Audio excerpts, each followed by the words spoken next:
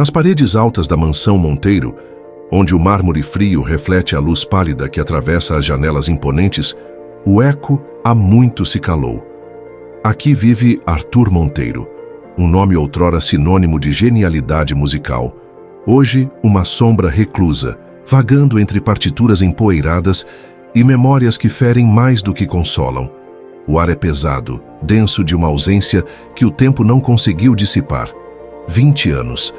20 longos e silenciosos anos se passaram desde que a melodia vibrante de sua vida foi brutalmente interrompida. Um acidente trágico, disseram os jornais. Um golpe cruel do destino que levou Helena, seu grande amor, à inspiração por trás de suas composições mais aclamadas.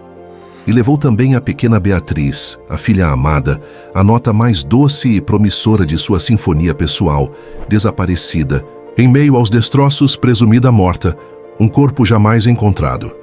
O piano de cauda imponente no centro da sala de estar, antes confidente de suas paixões e alegrias, agora repousa sob um pesado manto de poeira e silêncio. Suas teclas de marfim, que um dia dançaram sob os dedos ágeis de Arthur, criando harmonias que tocavam a alma, hoje parecem guardar o luto profundo de uma canção eternamente inacabada.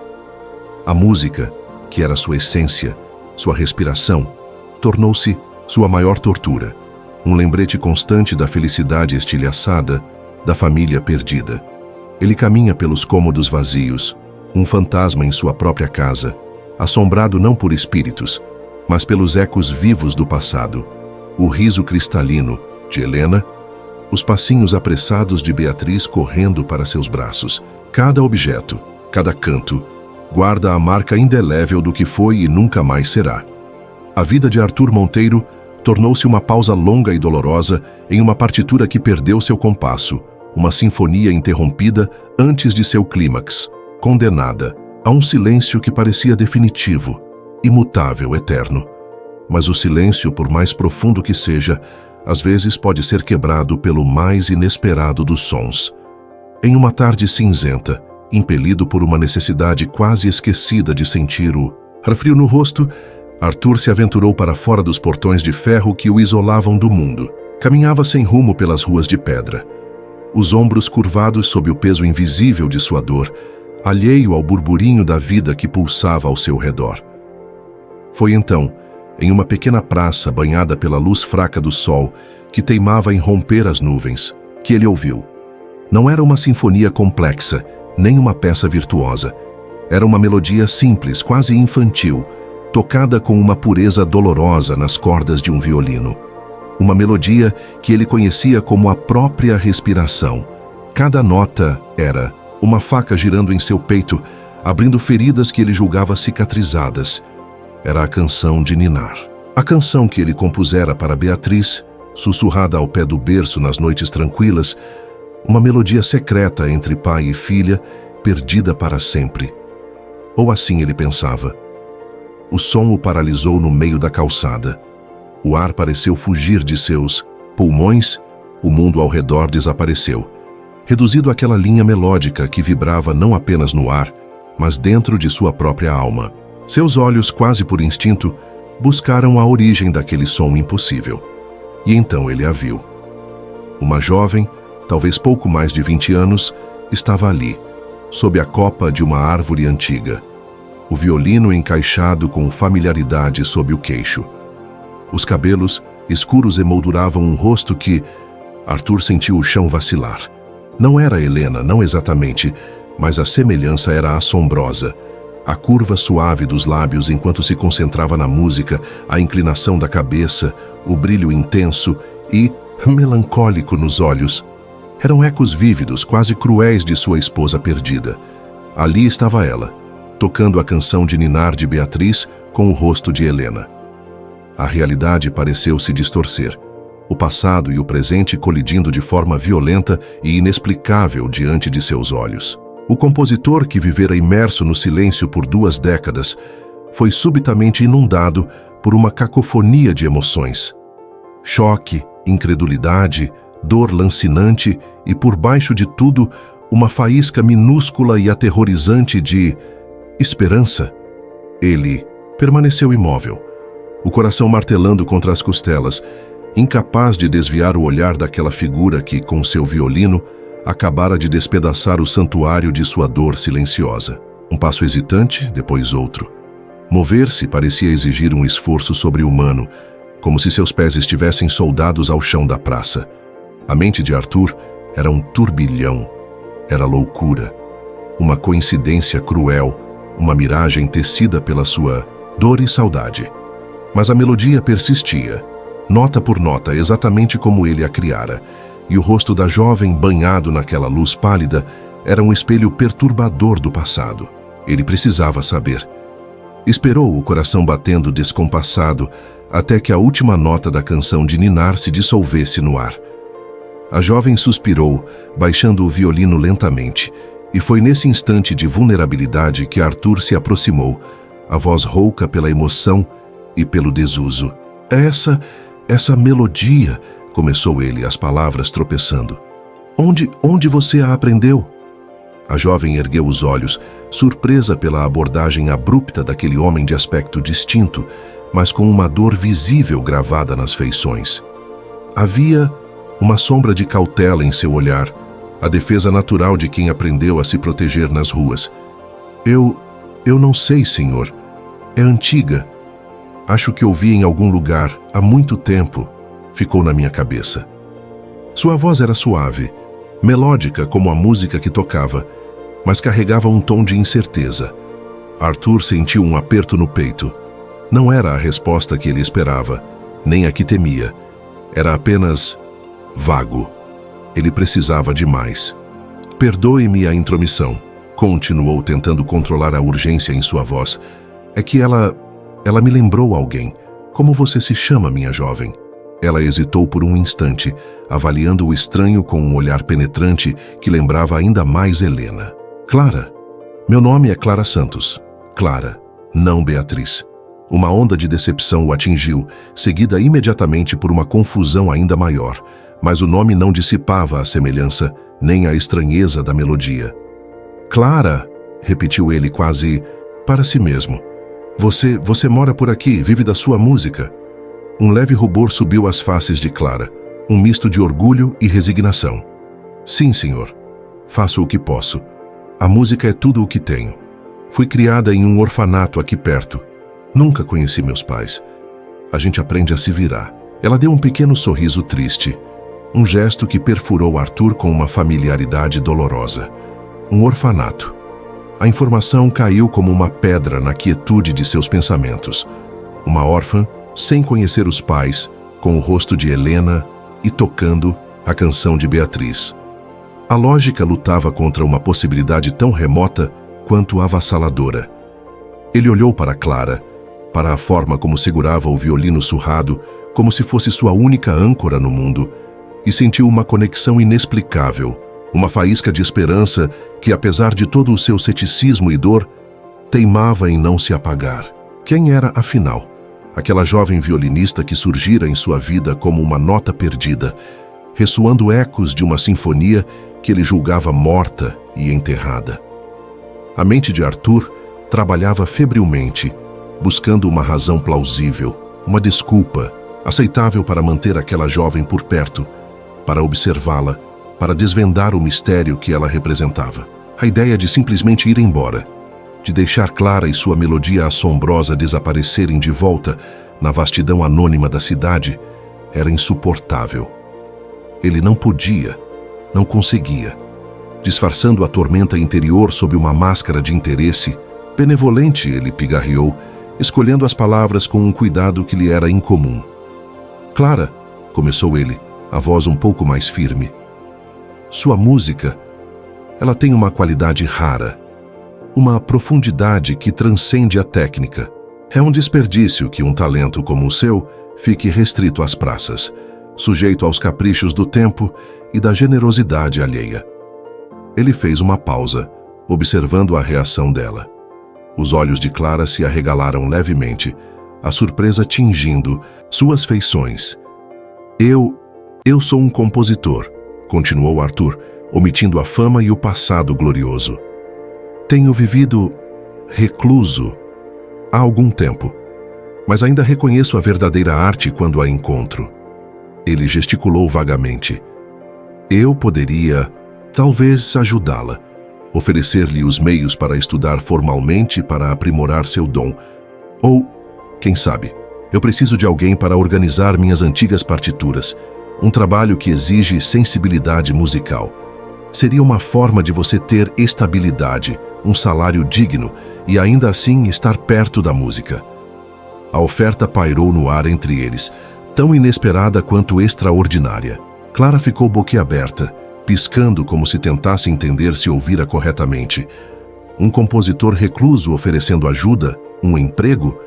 Parecia bom demais para ser verdade, um conto de fadas improvável para uma órfã acostumada à dureza da realidade.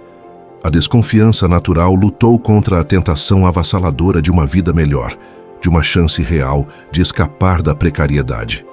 Senhor, eu não sei o que dizer, gaguejou ela, apertando o violino contra o peito.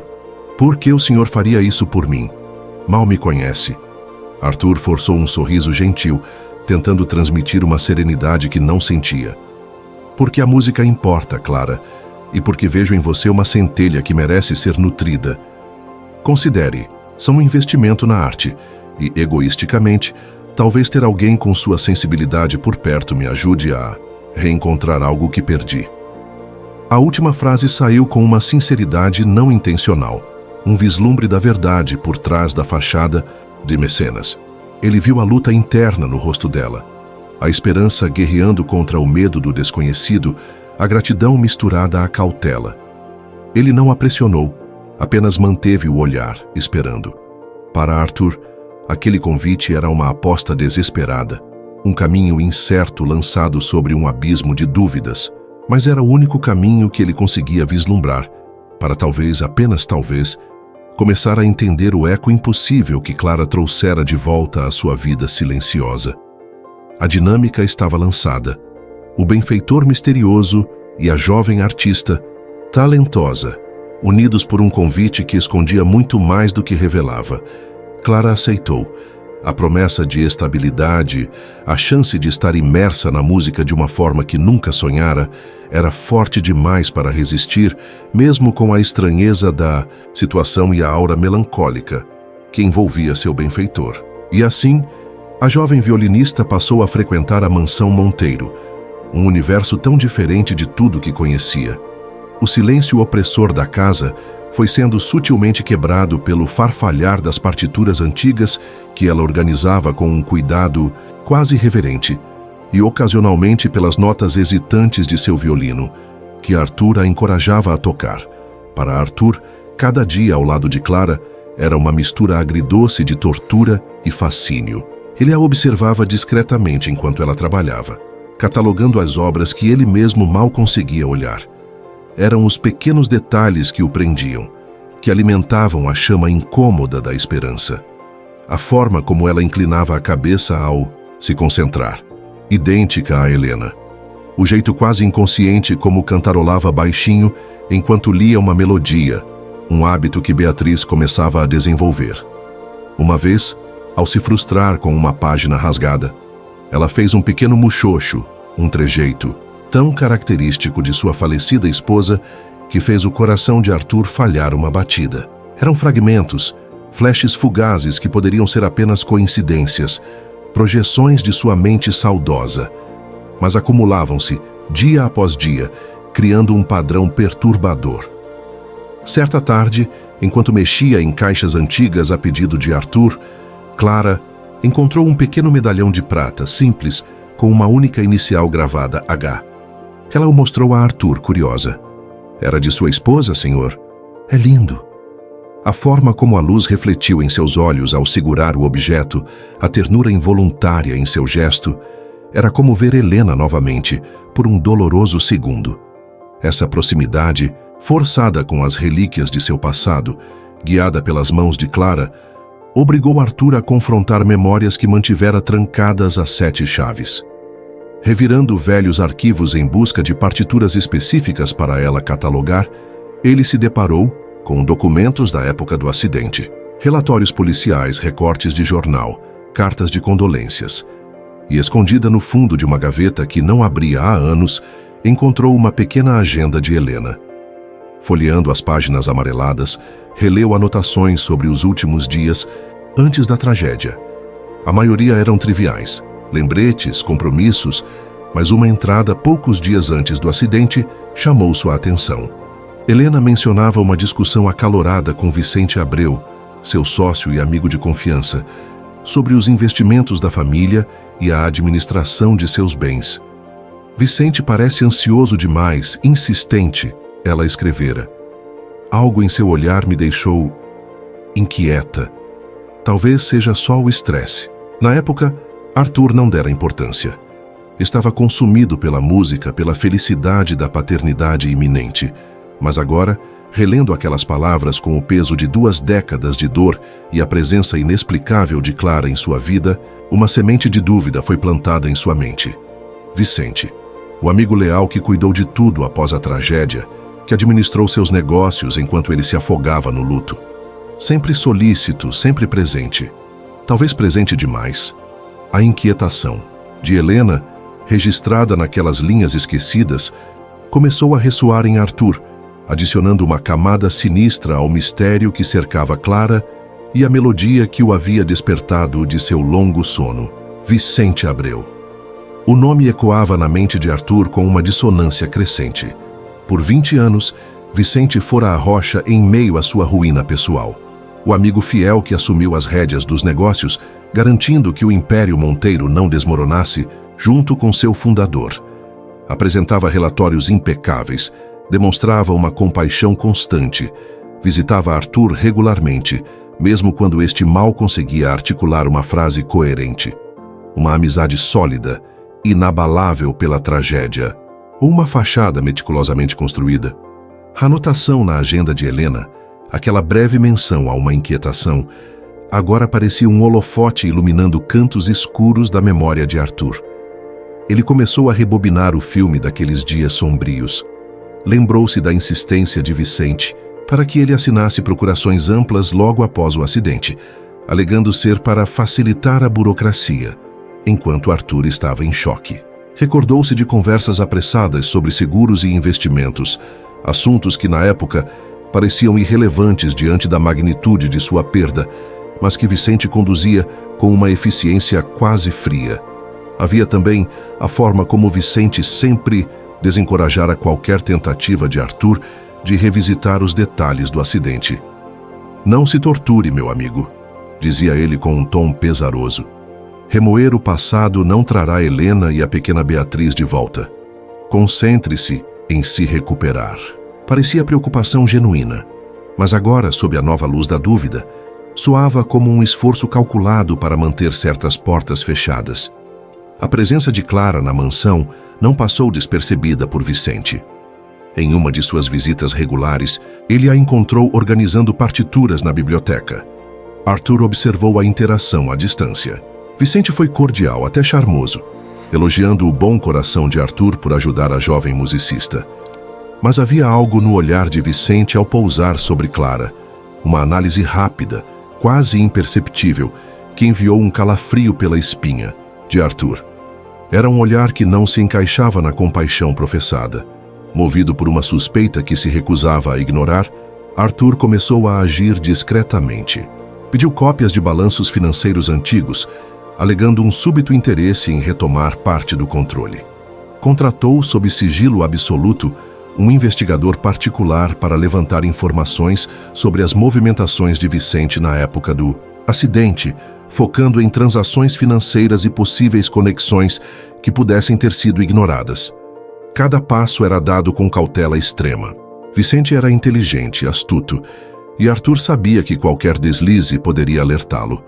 A amizade que definira grande parte de sua vida adulta agora estava sob suspeita, manchada pela possibilidade sombria da traição. A sombra de Vicente, antes um porto seguro em sua desolação, começava a se alongar, projetando uma forma ameaçadora sobre o presente e lançando dúvidas terríveis sobre a verdadeira natureza da tragédia que destruíra sua família e silenciara sua música. A busca pela verdade sobre Clara o levara a questionar tudo. inclusive a lealdade do homem que ele mais confiava. Os dias se arrastavam em uma tensão velada. Arthur mantinha a fachada de normalidade perante Clara e Vicente, enquanto aguardava ansiosamente por notícias do investigador. A convivência com Clara se aprofundava, a conexão entre eles se tornando mais forte, quase paternal, o que tornava a possibilidade de ela ser Beatriz ainda mais dolorosa e urgente. Ele a observava tocar violino na antiga sala de música, as notas preenchendo o vazio da mansão, e imaginava como seria se a verdade fosse aquela que ele mal ousava nomear. A ligação do investigador veio em uma noite chuvosa. Enquanto Arthur estava sozinho em seu escritório, os trovões pontuando o silêncio tenso. A voz do outro lado da linha era profissional, direta, mas carregada de gravidade. Senhor Monteiro, temos algo significativo. O investigador fez uma pausa. Não encontramos nada diretamente ligado a um crime no acidente em si. Os relatórios policiais parecem consistentes, mas encontramos outra coisa. Uma discrepância nos registros de um pequeno hospital na região serrana, próximo ao local do acidente. Arthur prendeu a respiração, o coração martelando contra as costelas. Que tipo de discrepância? No dia seguinte ao acidente, continuou o investigador, houve a admissão de uma criança pequena, uma menina, com ferimentos leves, encontrada vagando perto da estrada por um morador local. Ela estava em choque, não falava. Os registros de alta são confusos. Indicam que ela foi transferida para um orfanato, mas os detalhes são vagos. E a assinatura do responsável pela liberação, conseguimos uma análise grafológica preliminar. Bate com a assinatura de Vicente Abreu em documentos da mesma época. O mundo de Arthur girou. Uma menina, encontrada perto do local, levada a um hospital, liberada por Vicente para um orfanato. A sequência de fatos explodiu em sua mente como uma bomba. Beatriz. Sua Beatriz não morrera no acidente. Fora encontrada, ferida, mas viva. E Vicente a escondera. Mas como? Por quê? Balbuciou Arthur, a voz embargada pela incredulidade e por uma raiva crescente que começava a queimar em seu peito. Ainda estamos investigando os motivos, senhor Monteiro, respondeu o detetive. Mas os registros do orfanato para onde ela foi supostamente transferida são ainda mais problemáticos. Há indícios de que ela foi registrada com um nome diferente. Clara Santos. E a idade bate perfeitamente. Clara. Era ela. Não era uma miragem, não era uma coincidência cruel. Era Beatriz, sua filha, viva, roubada dele por 20 anos pelo homem que chamava de amigo. A descoberta foi avassaladora, uma onda de choque que o deixou sem ar, as mãos tremendo, lágrimas de dor, raiva e um alívio quase insuportável escorrendo pelo rosto. A mentira que sustentara seu luto por 2 décadas havia sido estilhaçada. Vicente não apenas administrara seus bens, ele orquestrara a maior fraude de sua vida, roubando-lhe não só o futuro, mas a própria filha. A sinfonia interrompida não estava morta, apenas oculta, esperando para ser redescoberta. E a melodia que o despertara na praça não era um eco do passado, mas um chamado do presente, um prelúdio para a verdade chocante que acabara de ser revelada. O choque inicial deu lugar a uma fúria fria e calculista. Arthur sabia que não podia agir impulsivamente. Precisava de mais provas, precisava entender o porquê por trás da monstruosa traição de Vicente e, acima de tudo, precisava proteger Clara, Beatriz, antes que Vicente percebesse que seu segredo de 20 anos estava prestes a ruir. A revelação ainda era crua, dolorosa, mas a clareza de propósito que ela trouxe era inebriante. Ele marcou um encontro com Vicente na mansão sob o pretexto de discutir novos investimentos. A atmosfera, já tensa pelas investigações discretas de Arthur, tornou-se quase irrespirável quando os 2 homens se sentaram no escritório silencioso, o mesmo local onde Arthur recebera a ligação devastadora na noite anterior.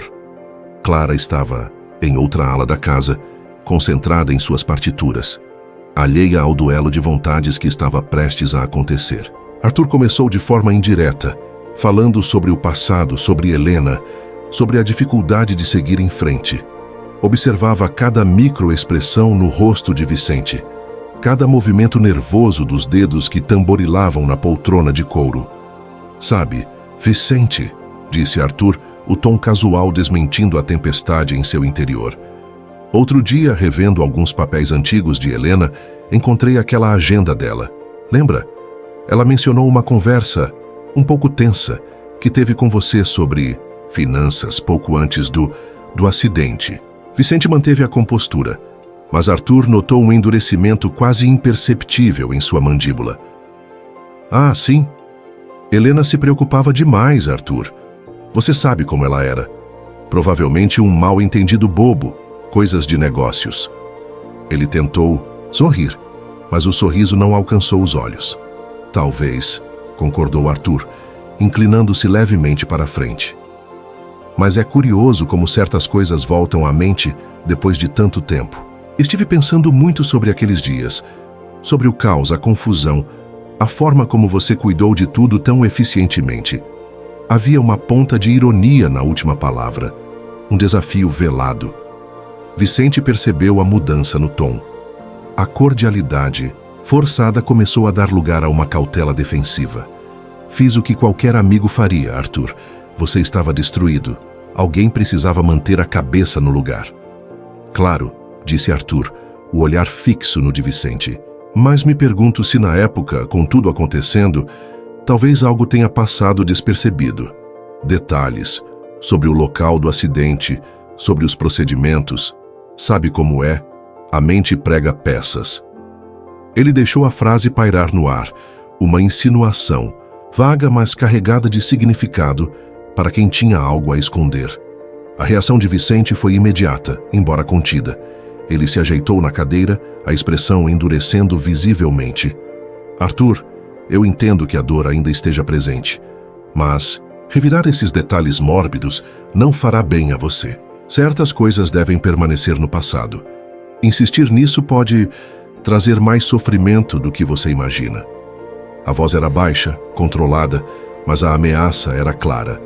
Não era mais o amigo preocupado falando, mas o homem acuado, alertando sobre as consequências de cavar fundo demais. Talvez você esteja certo, Vicente, respondeu Arthur, recostando-se, fingindo ponderar. Talvez seja melhor deixar o passado quieto. Mas o olhar que trocaram naquele instante selou o confronto silencioso. Arthur sabia que Vicente estava ciente de suas suspeitas, e Vicente sabia que Arthur não iria parar. A Guerra Fria havia começado, e a segurança de Clara de Beatriz tornara-se a prioridade absoluta. As ameaças sutis de Vicente apenas reforçaram a determinação de Arthur. Ele desmascararia o traidor, custasse o que custasse. O ar na mansão Monteiro ficou carregado, elétrico. Aquele confronto velado, a troca de olhares onde ameaças não ditas pairavam como veneno, deixou Vicente Abreu em estado de alerta máximo. Ele percebeu que a fachada de amigo leal já não enganava Arthur.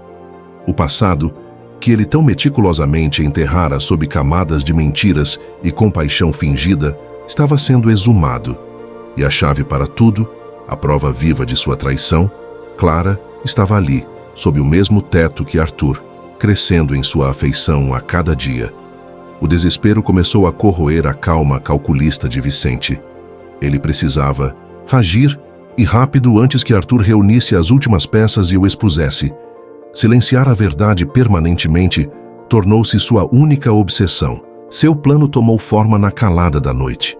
Uma trama tecida com a mesma crueldade que o levara a esconder Beatriz 20 anos atrás. Ele não poderia simplesmente eliminar Clara. Seria muito arriscado. Levantaria suspeitas imediatas. Precisava isolá-la, desacreditá-la aos olhos de Arthur, talvez até fazê-la desaparecer de uma forma que parecesse voluntária ou acidental. Jogando com a vulnerabilidade de Clara, sua busca por identidade e seu desejo por uma carreira musical, Vicente viu uma brecha. Ele abordou Clara alguns dias depois, quando Arthur estava fora em uma reunião que o próprio Vicente ajudara a agendar. Com um sorriso paternal e uma voz cheia de falsa confidência, Ele lhe falou sobre um contato, um produtor musical influente de outra cidade que, segundo ele, ouvira falar do talento dela e estava interessado em conhecê-la, talvez oferecer uma oportunidade única, um contrato que mudaria sua vida.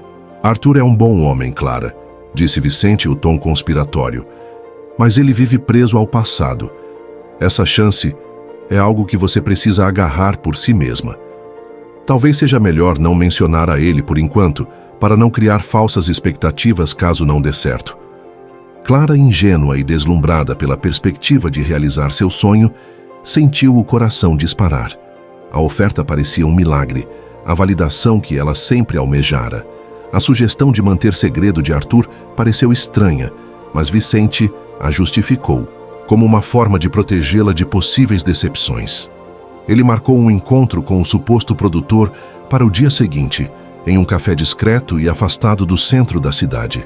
Enquanto isso, o investigador de Arthur, que monitorava as comunicações de Vicente, interceptou fragmentos da conversa e rapidamente descobriu que o tal produtor musical não existia. Era uma armadilha. Ele ligou para Arthur imediatamente. Senhor Monteiro, Vicente está agindo. Ele marcou um encontro com Clara para amanhã, usando a história de um produtor falso. O local é isolado. Não sei o que ele planeja, mas não é boa coisa. O sangue de Arthur gelou. O medo cru e paralisante o atingiu com força total. Beatriz estava em perigo iminente, caminhando direto para uma emboscada orquestrada pelo homem que a roubara dele uma vez. O tempo era essencial. Ele precisava alcançá-la, avisá-la, protegê-la antes que Vicente pudesse executar a parte final de seu plano nefasto. A corrida contra o tempo havia começado. Uma corrida desesperada para salvar sua filha, recém-encontrada das garras do traidor que, sentindo o cerco se fechar, estava prestes a jogar sua última e mais perigosa cartada. O clímax daquela longa e dolorosa sinfonia estava prestes a explodir em uma dissonância mortal. Arthur dirigiu como um louco, o motor do carro rugindo em protesto enquanto ele cortava o trânsito, o coração pulsando na garganta. O investigador lhe dera o endereço do café, e cada minuto que passava parecia uma eternidade. Ele ligava para o celular de Clara repetidamente, mas caía direto na caixa postal. Talvez desligado, talvez já sem bateria, talvez... Ele afastava os pensamentos sombrios. Tinha que chegar a tempo. O café era exatamente como o investigador descrevera. Pequeno, afastado, com poucas mesas do lado de fora, quase vazio naquele horário. Ele avistou Clara sentada em uma mesa nos fundos, o violino ao seu lado, uma expressão de expectativa ansiosa no rosto, enquanto olhava em volta, esperando o produtor. Vicente estava em uma mesa próxima, fingindo ler um jornal, observando-a, discretamente. Arthur freou bruscamente, saltando do carro antes mesmo que ele parasse completamente. "Clara!" gritou ele, correndo em direção a ela. O rosto de Clara se iluminou em surpresa ao vê-lo, mas logo a confusão tomou conta. Vicente se levantou abruptamente, o disfarce caindo, o pânico faiscando em seus olhos ao ver seu plano desmoronar. "Arthur, o que faz aqui?" perguntou Vicente, tentando interceptá-lo, a voz tensa. "Saia da frente, Vicente", rosnou Arthur, empurrando-o para o lado sem cerimônia.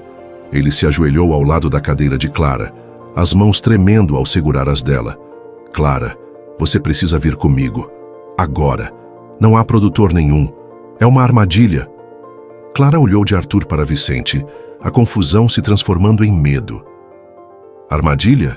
Senhor Monteiro, eu não entendo." O senhor Vicente disse... "Ele mentiu, Clara. Ele tem mentido sobre tudo." A voz de Arthur estava embargada. A urgência, misturada à dor da revelação iminente. "Vicente, ele não é quem você pensa, ele não é quem eu pensava." Vicente, percebendo que não havia mais como recuar, tentou uma última cartada desesperada. "Não dê ouvidos a ele, Clara. Arthur está perturbado. O luto o afetou profundamente, ele está delirando." Mas o desespero na voz de Vicente, a forma como Arthur a olhava com uma intensidade quase febril, plantaram a semente da dúvida em Clara. "Senhor Monteiro, O que está acontecendo? Arthur respirou fundo, as lágrimas finalmente vencendo a batalha contra sua contenção. Ele olhou nos olhos dela, aqueles olhos que eram um espelho dos de Helena, e a verdade transbordou, crua, dolorosa, inadiável. Clara, o seu nome. Ele engoliu em seco, a voz falhando. Seu nome verdadeiro não é Clara Santos, é Beatriz, Beatriz Monteiro. Você é minha filha. O mundo de Clara parou. As palavras pairaram no ar, incompreensíveis, impossíveis. Sua filha? Mas meus pais, o orfanato, foi ele? Arthur apontou para Vicente, a acusação vibrando em cada sílaba. Vicente atirou de mim depois do acidente que matou sua mãe. Ele a escondeu em um orfanato, trocou seu nome, forjou documentos, tudo para que eu nunca a encontrasse. Tudo para controlar a fortuna da família. Ele roubou você de mim, Beatriz. Ele roubou 20 anos de nossas vidas. As lágrimas agora corriam livremente pelo rosto de Arthur e também pelo de Clara, enquanto ela tentava processar a magnitude daquelas palavras. Ela olhou para Vicente, que estava pálido, derrotado, sem mais mentiras para contar. A canção de ninar, a semelhança com a mulher dos retratos, a conexão inexplicável com Arthur, tudo se encaixou de forma devastadora. Beatriz, sussurrou Arthur, estendendo a mão trêmula para tocar o rosto dela. Eu encontrei você, finalmente. Naquele café isolado, sob o olhar chocado dos poucos clientes e do dono atônito, a verdade foi dita em meio a lágrimas. Pai e filha, separados por 2 décadas de enganos e dor, finalmente se reconheceram. O confronto final não foi de violência física, mas de uma revelação emocional que estilhaçou o presente e reescreveu o passado, deixando para trás os destroços de uma mentira e abrindo hesitantemente a porta para um futuro que ambos julgavam impossível. O caos que se seguiu à revelação no café foi rapidamente contido. A chegada discreta, mas eficiente, do investigador particular de Arthur e logo depois da polícia, alertada por ele, selou o destino de Vicente Abreu. Diante das evidências preliminares apresentadas, os registros hospitalares adulterados, a análise grafológica, o testemunho do investigador sobre a armadilha e do depoimento emocionado e agora coeso de Arthur e da chocada, mas lúcida, Clara, Beatriz, Vicente. Foi detido ali mesmo. A máscara de respeitabilidade desabou completamente, revelando o rosto frio e calculista do homem que sacrificara vidas e laços em nome da ganância. Sua prisão foi o primeiro passo, doloroso, mas necessário, no caminho da justiça. Para Arthur e Beatriz, o retorno à mansão foi surreal. O silêncio que antes oprimia Arthur agora parecia diferente, expectante. Eles se sentaram na sala de estar, o piano ainda coberto de poeira entre eles, um abismo de 20 anos perdidos, separando-os fisicamente, mas uma verdade recém-descoberta, começando a construir uma ponte frágil. Não houve um abraço imediato, nem uma explosão de alegria.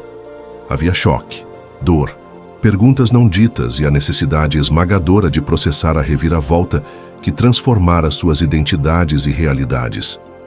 Os dias seguintes foram um borrão de depoimentos formais na delegacia, conversas com advogados e o inevitável assédio da imprensa, que farejou a história dramática como um tubarão fareja sangue. Arthur, com uma força que não sabia possuir, protegeu Beatriz o máximo que pôde, assumindo a linha de frente, enquanto ela tentava assimilar sua nova identidade, seu passado roubado e a existência de um pai que era, ao mesmo tempo, um estranho, e a pessoa a quem se sentia mais conectada no mundo. O processo legal contra Vicente foi longo e penoso, reabrindo feridas a cada audiência, a cada detalhe sórdido de sua traição exposto publicamente. Mas Arthur e Beatriz enfrentaram tudo juntos. Ele segurava a mão dela no tribunal, oferecendo um apoio silencioso, enquanto ela, com uma coragem recém-descoberta, contava sua história, a história da menina órfã que descobrira ser herdeira de um legado e vítima de um crime terrível.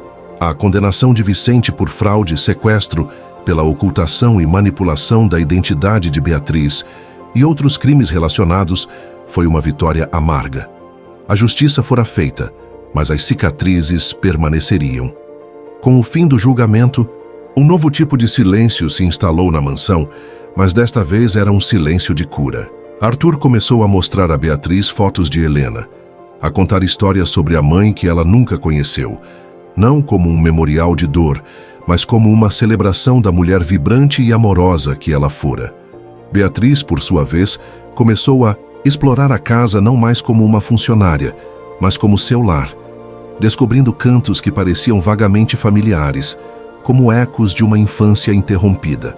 O piano foi descoberto, limpo, afinado. Um dia, hesitante, Arthur sentou-se e seus dedos enferrujados pelo desuso encontraram as teclas. Ele tocou a canção de ninar, não mais com a dor da perda, mas com a ternura do reencontro. Beatriz pegou seu violino e timidamente começou a acompanhá-lo. A melodia, antes um fantasma do passado, tornou-se a primeira peça de sua nova sinfonia conjunta. A cura seria lenta. O processo de se reconhecerem como pai e filha exigiria paciência, compreensão e muito amor. Mas ali naquela sala onde a música havia se calado por tanto tempo, as primeiras notas de esperança e reconciliação começavam finalmente a ressoar. Os anos que se seguiram não apagaram as cicatrizes, mas as transformaram. A mansão Monteiro, antes um mausoléu de silêncio e dor, gradualmente voltou a respirar vida. O pó assentado deu lugar ao brilho da madeira polida. As janelas se abriram para deixar a luz do sol entrar, e o som mais constante deixou de ser o eco da ausência para se tornar a música. Arthur Monteiro, o compositor recluso, reencontrou não apenas sua filha, mas também sua inspiração. A presença de Beatriz, sua resiliência, seu talento florescendo agora sob a luz do reconhecimento e do amor, foi o catalisador que reacendeu a chama criativa em sua alma. Ele voltou a compor, não mais as peças melancólicas de outrora, mas obras que celebravam a complexidade da vida, a beleza encontrada na superação, a esperança que renasce mesmo após a mais longa das noites. Beatriz, abraçando seu nome e sua história, tornou-se uma musicista notável. Ela não esqueceu suas origens humildes como Clara Santos.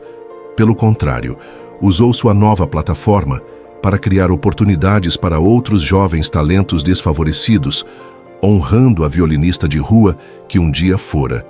Sua música carregava a profundidade de quem conhecera a perda e a solidão, mas também a leveza luminosa de quem encontrara seu lugar no mundo. O piano de cauda na sala de estar não era mais um monumento ao luto. Tornou-se o coração pulsante da casa. Frequentemente, pai e filha se sentavam ali, Arthur ao piano, Beatriz com seu violino, um instrumento novo e de qualidade, presente, de Arthur. Mas ela ainda guardava o antigo, surrado como lembrança de sua jornada.